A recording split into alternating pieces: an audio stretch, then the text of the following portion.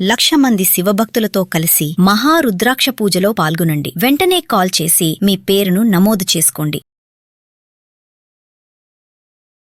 నమస్తే రమగారు. నమస్తే జయ. రమగారు, ఒక విషయం అండి. ఏంటంటే ఎప్పుడు మన ఇద్దరం మీరు స్టోరీస్ చెప్తూ ఉంటారు, రకరకాల విధానాలుగా మనం మాట్లాడుకుంటూ ఉంటాం కదా. ఒక మెయిల్ వచ్చిందండి నాకు. వాళ్ళు పాపం పేరు చెప్పడానికి ఇష్టపడట్లేదు, కానీ ఈ ప్రశ్న మీ ముందు పెట్టమన్నారు. దీనికి సమాధానం వాళ్ళు కోరుకుంటున్నారు మీ వైపు నుంచి. ఏంటంటే ఎక్కడి నుంచి రాశారో కూడా నేను చెప్పను, వాళ్ళ మ్యాటర్ మాత్రం చెప్తాను. వాళ్ళ అత్తగారు విపరీతంగా వేధిస్తున్నారట. నాకేం చేయాలో తెలియట్లేదు, బయటికి వెళ్ళలేకపోతున్నాను, ఎవరికి చెప్పుకోలేకపోతున్నాను. ఇలా వేధించే అత్తలకి ఏం చేయాలి, ఎలాగూ దీనికి ఏమన్నా పరిష్కారం సూచించండి, ఒకసారి రమగారికి ముందు ఈ ప్రశ్న ఉంచండి అనేసి పర్సనల్గా మెయిల్ పెట్టారు. డీటెయిల్స్ అయితే ఉన్నాయి, కానీ ఎట్టి పరిస్థితుల్లో వాళ్ళ పర్సనల్ కదా అది. రమగారు, డామినేటింగ్ అత్తగారులు అంతే కదా? అవునండి. డామినేటింగ్ అత్తగారులు లోకంలో చాలామందే ఉంటారు. డామినేటింగ్గా ఉండే మనస్తత్వం ఉన్నవాళ్ళు అత్తగారులైనా కోడళ్ళైనా డామినేట్ చేస్తూనే ఉంటారు. వాళ్ళ పద్ధతి అంతే అది. ఇప్పుడు ఆవిడ డామినేటింగ్గా ఉంటుంది, ఆవిడ పద్ధతి ప్రకారమే ఇల్లు నడవాల్సి ఉంటుంది. దానికి ఆవిడ భర్త కుమారుడు ఇద్దరు ఒప్పుకుంటేనే ఈ డామినేషన్ నడుస్తుంది. అంటే ఈ అమ్మాయి మామగారు ప్లస్ ఈ అమ్మాయి హస్బెండ్ అంతే. ఇప్పుడు నేనేదో అరుస్తాను, అవతల వాడు వింటే కదా, అవతల వాళ్ళు వింటేనే. ఇప్పుడు కోడళ్ళు లొంగి ఉండటం వేరే కదా. ఆ ఇంట్లో ఉన్న మగవాళ్ళిద్దరూ ఈ డామినేటింగ్ లేడీ తాలూకు డామినేషన్ని ఒప్పుకుంటూ ఉంటే సాగుతుంది. కోడల్ని అదుపులో పెట్టాలని భావించే అత్తగారులు కోకొల్లలు. అలాగే అత్తగారులని అసలు ముందు నుంచే వదిలించేసుకోవాలని, వాళ్ళ ఆస్తంతా గుంజుకుని వాళ్ళని బయటికి తోసేయాలనుకునే కోడళ్ళు కూడా కోకొల్లలుగానే ఉన్నారు, ఇద్దరు ఉన్నారు. ఇప్పుడు వీళ్ళ గురించి మాట్లాడంగానే మీరు ఇలా మాట్లాడితే మా కోడలు సరైనది కాదు, మీరు ఇలా మాట్లాడితే ఎలా అని ఫీల్ అయ్యే అత్తగారులు కూడా కనపడతారు. అందుకే నేను ఒక ప్రశ్ననే తీసుకొచ్చాను కదా మీ ముందు, ఆ విషయం మాట్లాడదాం. దానికి సంబంధించి ఎవరైనా మనకి ఇట్లా పర్సనల్ గా మెయిల్ కానీ వాళ్ళ ప్రాబ్లమ్ మనకు చెప్పుకుంటే మనం దాని గురించి కూడా డిస్కస్ చేద్దామండి. ప్రెజెంట్ అయితే అత్తగారి గురించి మాట్లాడుకుందాం. ఈ డామినేషన్కి ప్రధానమైన కారణం ఏంటంటే స్థాన బలిమి. ఆవిడ చేతిలో డబ్బు ఉండటము, లేకపోతే ఆస్తి ఉండటము, అది కాకపోతే ఈ భర్త కుమారుడు ఆవిడ చేతిలో ఉండటం, వాళ్ళు ఆవిడ మాట వినటం, దానివల్లే ఇలాంటి మనస్తత్వాలు డెవలప్ అవుతాయి. పైగా మనకి ఒక సిద్ధాంతంగా కొన్ని అలవాట్లుగా ఉంటాయి జయ. పెళ్ళవగానే ఆడపిల్లలు భర్త ఇంటికి రావాలి, అత్తవారితోటి ఉండాలి, అత్తవారి బాధ్యత అమ్మాయిదే. ఇది నిజం, ఇందులో అనుమానం ఏమీ లేదు. ఎందుకంటే ఇప్పుడు అత్తవారి తాలూకు ఆస్తిపాస్తులన్నీ భర్తతో పాటు ఈ అమ్మాయే అనుభవిస్తుంది కదా. అతని సంపాదన అంతా ఈ అమ్మాయి, ఆ అమ్మాయికి పుట్టబోయే పిల్లలదే. కాబట్టి బాధ్యత, హక్కు ఉన్నప్పుడు బాధ్యత తీసుకోవాలి న్యాచురల్లీ. ఇది మనకు అలవాటైపోయింది, మన పందా అదే, మనకి వివాహ వ్యవస్థే ఇలా ఉంది, మన పద్ధతి. అయితే ఇప్పుడు ఈ పద్ధతి ఇలా ఉన్నప్పుడు బయట నుంచి ఒక అమ్మాయిని తెచ్చినప్పుడు ఆ అమ్మాయిని పూర్తిగా మన కాలు కిందే పెట్టుకోవాలి, మన చేతి కిందే ఉండాలి, దాని పిలక మన చేతిలో ఉండాలి, ఇలాంటి భావాలు ఉండటం వల్ల అదేమంత మంచిది, తెలివైంది, సమర్థనీయమైన విషయం కాదు నిజానికి. దానివల్ల నీ కొడుక్కి సంతోషం ఉండదు. నువ్వు ఏం కావాలని కుమారుడికి వివాహం చేసేవో, భార్య కావాలి అతనికి, ఆ భార్య అతను బాగా ఉండాలి, వాళ్ళకి పిల్లలు పుట్టాలి, నీ వంశాభివృద్ధి జరగాలి, నీ కొడుక్కి ఒక తోడు ఉండాలి లైఫ్ లాంగ్ నువ్వు లేకపోయినా. అది కదా తల్లుల ఆలోచన. ఇప్పుడు ఈ వచ్చిన అమ్మాయిని దాన్ని విరిచి పొయ్యిలో పెడతాను, దాన్ని కాల్చుకు తింటాను అంటే అమ్మాయి ఎట్లా అతనికి ఇది చేస్తుంది? పైగా ఈ అమ్మాయి కాదు, ఇంకో అందగత్తెని తెస్తావు, అదైనా అంతేగా. ఎవరైనా కోడలే, ఎవరైనా తప్పదు, తమ మాట వినేలాగా చేసుకోవాలి. కూర్చోమంటే కూర్చోవాలి, నుంచోమంటే నుంచోవాలి, వాళ్ళు చెప్పిందే కరెక్ట్ అని అనాలి, కరెక్ట్ అనాలి, కరెక్ట్గానే బిహేవ్ చేయాలి. కొంతమంది కరెక్ట్గానే బిహేవ్ చేసినా కూడా కోడళ్ళని కాల్చుకు తినాలి అనేది ఒక మనస్తత్వం అట్లా లోపల ఉండిపోతుంది. కాదు రమ్మగారు, ఓన్లీ వంశం కోసమేనా మనం ఒక అమ్మాయిని మీ ఇంటికి తీసుకొచ్చుకునేది? మీ ఇంటికి వచ్చిన ఆడపిల్ల ఆనందంగా ఉండాలి, కానీ ఏడుస్తూ ఉంటుంది, ఏ శుభదాయకం? ఏమీ శుభదాయకం కాదు. నీకు మాత్రం ఏం సంతోషం?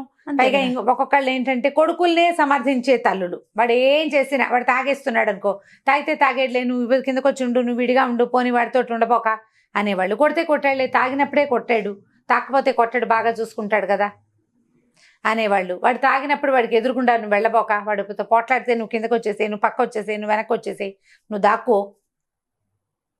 అనేవాళ్ళు. సమర్థిస్తారు. కొడుకుని సమర్థించేవాళ్ళు. వీళ్ళింట్లో ఏ సిచ్యువేషన్ ఏ పండగ వచ్చినా మీ పుట్టింటి వాళ్ళు పెట్టాల్సిన అడిగి పట్టుకురా అని. అది ఆస్తి, పుట్టింటి ఆస్తి పట్టుకురా, లేదా తమకు ఇంకా డబ్బులు కావాలి. పెళ్లి చేసుకునేటప్పుడే అవన్నీ ఆలోచించుకుని చేసుకోవాలి. మొదటిది అసలు వరకట్నం దురాచారం, పైగా చట్టరీత్యా నేరం. ఎన్ని వరకట్నపు చావులైనా, ఎన్ని అత్తగారుల హెరాస్మెంట్ వల్ల కోడళ్ళు చచ్చిపోయి అత్తలు జైళ్ల పాలవుతున్నా ఈ డామినేషన్ మనస్తత్వము, ఈ వేషాలు మానరు. భయం లేదు జయ. అసలు నేను అనుకుంటా చట్టం ఇంకా కొంచెం గట్టిగా అవ్వాలనుకుంటా. ఇప్పుడు ఎలా అయింది, ఈ హెరాస్మెంట్ కింద 498A అనే ఒక యాక్ట్ ఒకటి ఉంది కదా ఇండియన్ ఐపీసీలో. అయితే ఈ యాక్ట్ ప్రకారం ఆడపిల్లలు గనక ఇది చేస్తే అత్తగారులని వాళ్ళు భర్తల్ని అరెస్ట్ చేసేస్తారు, గవర్నమెంట్ ఉద్యోగాలు ఉంటే పోతాయి. అవును. దాన్ని కొంతమంది దాన్ని మిస్యూజ్ చేస్తున్నారు కూడా ఇప్పుడు, కానీ యూజ్ చేయబడుతోంది తప్పకుండా. ఇది కొంత మటుకు ఆడపిల్లలకి హెల్ప్ఫుల్ గా ఉండే విషయమే.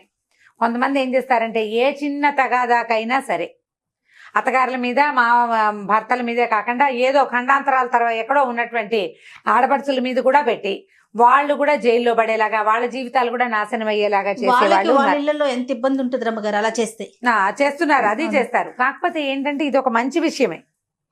ఇలాంటివి జరిగినా కూడా ఈ కాలంలో చాలా అత్తగారులకు ఇంకా బుద్ధి రావటం లేదు చాలా మందికి. ఇప్పుడు మనం ఒక పిల్లని తీసుకొచ్చాము, ఇప్పుడు కోర్టుల దాకా ఎందుకు వెళ్ళాలి జయ? పెళ్లి చేసుకునేటప్పుడు మనమేమి పోలీస్ స్టేషన్కి వెళ్ళి ఫలానా పిల్లని పెళ్లి చేసుకుంటాం అని చెప్తున్నామా? లేదా ఫలానా ఆవిడకి మా అమ్మాయికి అబ్బాయికి మా అమ్మాయిని ఇస్తున్నామండి, రేపొద్దున మా పిల్లకి ఏదైనా జరిగితే మీరు చూడండి అని ఈ అమ్మాయి తాలూకు వాళ్ళు ఎవరైనా వెళ్తారా? వెళ్ళరు. మనం మధ్యవర్తులతోటి మర్యాదగా ముద్దుగా ముచ్చటగా చక్కగా సొగసుగా మాట్లాడుకుని పెళ్లిళ్ళు చేసుకుంటాం. అదే సొగసుగా కాపురాలు ఎందుకు చేసుకోకూడదు? నువ్వు ఓ పిల్లని చూసావు, మనం ఒక పిల్లని చూసుకున్నాము పెళ్లికి. ఈ పిల్లని చూసుకున్నప్పుడు ఏం చేస్తాం? వాళ్ళ ఆస్తి స్వాస్తి, వాళ్ళ ఫైనాన్షియల్ కెపాసిటీ అన్నీ మనకు తెలుసు. నువ్వు 4 కనుక్కునే చేసుకుంటావు. వాళ్ళు చెయ్యలేని డబ్బుని నువ్వు లాగాలని ఎందుకు అనుకోవాలి? పైగా నీ పద్ధతులు కోడలికి లేవని ఎందుకనాలి? నీ పెంపకం, నీ తీరు వేరు. నీకు దగ్గర డబ్బులు ఉన్నాయి. ఆ అమ్మాయి కొంచెం సాదాసీదా కుటుంబం నుంచి వచ్చి ఉండొచ్చు, లేదా నీకు డబ్బులు లేవు, ఆ అమ్మాయి పెద్ద కుటుంబం నుంచి వచ్చి ఉండొచ్చు. నీకు తెలిసే చేసుకుంటావు. తర్వాత ఏ విషయం మీద ఆ అమ్మాయిని హెరాస్ చేస్తావు? నువ్వు అన్ని కనుక్కున్నావు కదా ముందు. డబ్బుల విషయం అయితే రమ్మగారు, డబ్బులు లేకపోతే పలానాది ఇవ్వలేదు, పలానా వస్తువు కావాలి, పలానా బంగారం కావాలి, ఒక క్లారిటీ ఉంది.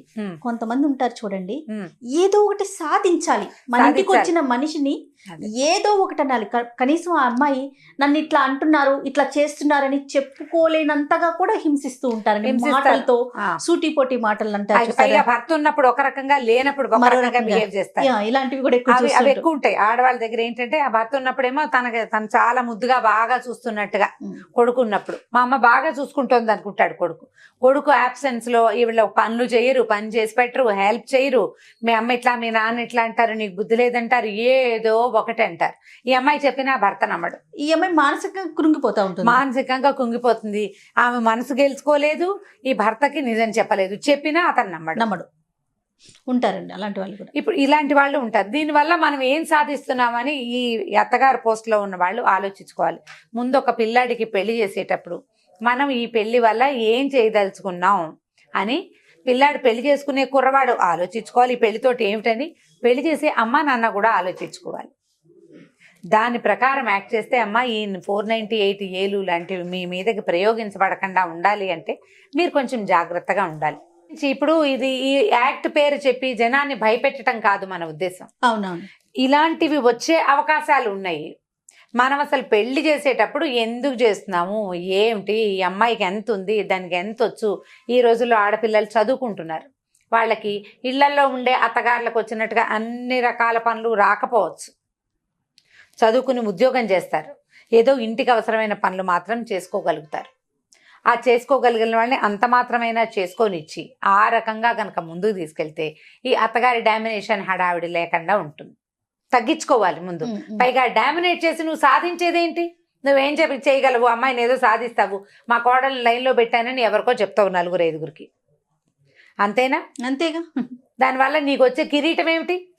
False prestige. రేపొద్దున ఏదైనా తేడా వచ్చిందంటే నీ చుట్టుపక్కల నలుగురు కానీ, నీ చుట్టాలు కానీ నీకు అన్నం పెట్టరు, నీళ్ళు పోయరు, నేను హాస్పిటల్కి తీసుకెళ్లరు, నువ్వు మూల పడితే నీకు మంచినీళ్ళు కూడా ఇవ్వరు. నీకు అవన్నీ చేయవలసింది ఎవరు? నీ ఇంట్లోనే నీ కొడుకు భార్య అయినటువంటి అమ్మాయి. సొంతంగా చేసినా చేయకపోయినా ఎంతో కొంత నిన్ను సపోర్ట్ చేయాల్సింది ఈ అమ్మాయే. అంతే. నువ్వు అమ్మాయితో సాయిదా ఫాయిదాగా ఉంటే నీ తర్వాత రోజులు నీకు సపోర్ట్ కాదు చేస్తుంది. రమ్మగారు, మరి ఆ టైప్ ఆఫ్ మైండ్ సెట్ ఉన్న వాళ్ళని ఎట్లా అండి, ఎట్లా మార్పు తీసుకురావాలి, వాళ్ళ వైపు నుంచి ఎట్లా మార్చాలంటారు? భర్తల ద్వారానే కుదురుతుంది జయ. ఇది మగవాళ్ళకి చెప్పాల్సిందే. మగవాళ్ళు అర్థం చేసుకోవాలి దీన్ని. మా అమ్మ ఇట్లా బిహేవ్ చేస్తుంది, ఇది కరెక్ట్ కాదు. ఇప్పుడు మగవాడికి కూడా పెళ్ళాన్ని అదుపులో పెట్టాలని ఉందనుకో, కరెక్ట్, బాగుంది, పెళ్ళాన్ని అదుపులో పెట్టాలి. మరి మీ నాన్న ఎందుకు మీ అమ్మని అదుపులో పెట్టలేదు? నువ్వు అది ఆలోచించాలిగా. నీ పెళ్ళాం అదుపులో ఉండాలి, నీకు పెళ్ళాం కాబట్టి. మరి మీ అమ్మ కూడా మీ నాన్నకి పెళ్ళాం, నీకు అమ్మ కానీ నాన్నకి భార్యే కదా, నాన్నకి భార్యేగా. మరి అక్కడ ఎందుకు అదుపులో లేదు ఆవిడ? మీ నాన్నేమో మీ అమ్మ అదుపులో ఉండాలి, నీ పెళ్ళామేమో నీ అదుపులో ఉండాలి. ఏం న్యాయం ఇది? ఆలోచించాలి. ఆలోచించద్దు. మీ అమ్మ నీకు అమ్మ అయిపోయింది, నీకు రేపొద్దున నీ భార్య కూడా నీ కొడుకు విషయంలో ఇలాగే ఉండొచ్చు. అమ్మ గొప్ప కానీ పెళ్ళామే కదా. మరి పెళ్ళాలు అదుపులో ఉండాలంటే అమ్మ పెళ్ళామే, పెళ్ళామే ఇద్దరు భార్యలే కదా. ఈవిడే అదుపులో ఉండాల్సిందే. మా అమ్మ ఇష్టం, మా అమ్మ మోనార్కు, మా అమ్మకి ఇష్టం లేదు కాబట్టి నువ్వు మీ ఇంటికి వెళ్ళకూడదు, మా అమ్మకి ఇష్టం లేదు కాబట్టి నువ్వు బజార్ రాకూడదు, మా అమ్మకి ఇష్టం లేదు కాబట్టి నువ్వు ఉద్యోగం చేయకూడదు, మా అమ్మకి ఇష్టం లేదు కాబట్టి నువ్వు రెండోసారి పిల్లల్ని కనకూడదు, మా అమ్మకి ఇష్టం లేదు కాబట్టి నువ్వు బతకూడదు. ఎలా? అమ్మకి ఇష్టం లేకపోతే నాన్నతో కూడా మాట్లాడకుండా ఉండొచ్చు, నీ భార్య మాత్రం నీ మాటే వినాలి. అదే, ఇలాంటి కండిషన్స్ కూడా ఉంటాయి. అవి ఉంటాయి. ఇవన్నీ కూడా జయ, నేను ప్రతిసారి ఒక పాయింట్ చెప్తా, అందరికీ కోపం వస్తుంది, నీకు కూడా ఒళ్ళు మండుతుంది. ఇప్పుడు మగవాళ్ళు కీలకం. ఆవిడ డామినేటింగ్గా బిహేవ్ చేయడానికి భర్త ఒప్పుకోవటం, కుమారుడు ఒప్పుకోవటం, ఈ రెండు కారణాలు. నేను సపోర్ట్ చేస్తాను రమ్మగారు, కరెక్ట్, మీ పాయింట్ కరెక్ట్. ఇది ఇప్పుడు వాళ్ళు గనక నువ్వు ఇలా ప్రవర్తించద్దు, ఈ అమ్మాయి వెళ్ళిపోతుంది, ఎట్లా నా పెళ్ళిని నేను బచాయించుకోవాలమ్మా, ఎందుకు ఇట్లా బిహేవ్ చేస్తావు, అసలు ఎక్కడ తప్పు జరుగుతుందని మాట్లాడాలంటాను. పెళ్లిళ్ళు చేసే ముందే ఆలోచించుకోవాలి జయ, వీటన్నీ కూడా కూలంకషంగా. తర్వాత గొడవలు వస్తున్నాయి అనుకో, ఆ అమ్మాయిని తల్లిని భర్తలు ఇద్దరు అంటే మామగారు భర్త కూర్చోబెట్టి మాట్లాడుకోవాలి. ఇప్పుడు ఈ తల్లుల డామినేట్ చేసే అత్తగారులకు తోడు కొద్దిగా ఆడపడుచులు తెలివితేటలు కూడా కొంత ఉన్నాయనుకో, ఇక అంతే సంగతి. ఇంకా ఎక్కువ. కొంతమంది ఏం చేస్తారంటే, కూతురు ఉందనుకో, ఒక కొడుకు కూతురు ఉంటే అన్ని పూసకొచ్చినట్టు కూతురికి రోజు ఫోన్ చేసి చెప్తారు.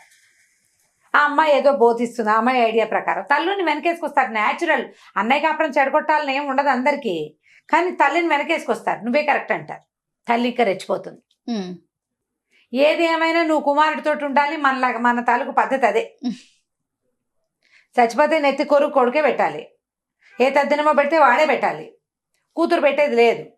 ఎందుకంటే కూతురు చేతిలో ఏముండదు, కూతురు నీ గట్టిగా మాట్లాడుతుంది, కూతురు ఇంట్లో ఆధ్వర్యం అంతా కూతురు భర్తది ఉంటుంది జనరల్గా, అంతే కదా. ఇక్కడ నీ కొడుకున్నట్టే, ఇక్కడ మనం ఉన్నట్టే అక్కడ కూతురు అత్తగారు కూతురు భర్త వాళ్ళ హైరాన్ హెచ్చుగా ఉంటుంది. ఆ అమ్మాయి నీతో ఫోన్లో మాట్లాడుతుంది కానీ నిన్నేం ముద్రించదు, అంతే కదా జరిగేది. ఇప్పుడు అమ్మాయి ఇప్పుడు మాట్లాడుకుని ఆ తెలివితేటలన్నీ మరి నువ్వు కోడల మీద ప్రదర్శిస్తే ఎట్లాగా?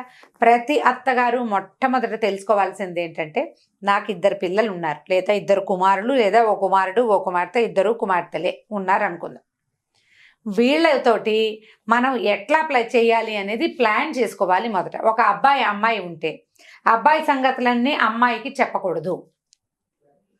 అబ్బాయి ఇంట్లో ఏం జరుగుతున్నా నువ్వు హ్యాండిల్ చేసుకోవాలి దాన్ని. కూతురుకి చెప్పి ఆమె సలహా తీసుకుందామని అనుకోవద్దు.